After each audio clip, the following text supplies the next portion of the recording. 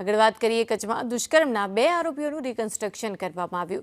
15 વર્ષની કિશોરી સાથે તેમણે દુષ્કર્મ આચર્યું હતું। ત્યારે મિત્ર સાથે જતી કિશોરીને અટકાવીને તેનું દુષ્કર્મ કર્યું હતું। આ દુષ્કર્મ બાદ બાળકીને રોડ પર મૂકીને તેઓ ફરાર બન્યા હતા।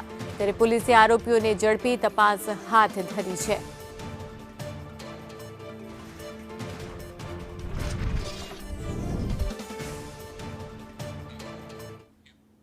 અરવલ્લીમાં માર્ગ અને મકાન વિભાગની બેદરકારી સામે આવી।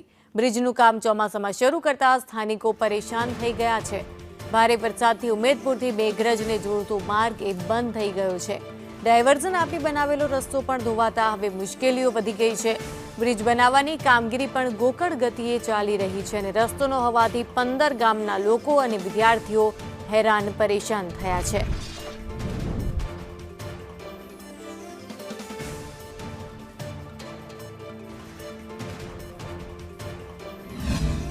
આવીને ઉમેદપુર ગામથી પુલનું કામ જોઈ અને જ્યારે નિરીક્ષણ કરવા આવતો એ રીતના આવીને રસ્તો બંધ છે એવું બોર્ડ જોઈને પાછા વળવું પડે છે એમને।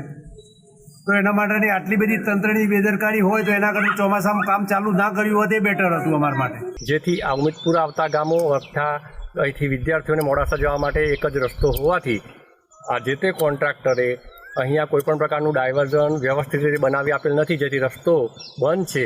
જેથી વિદ્યાર્થીઓ તથા કોઈપણ બીમાર પેશન્ટ અથવા કોઈપણ વડીલ અથવા ઉંમરલાયક માણસની હોસ્પિટલ જવાની સુવિધા અહીંથી પ્રાપ્ત થઈ શકે તેવી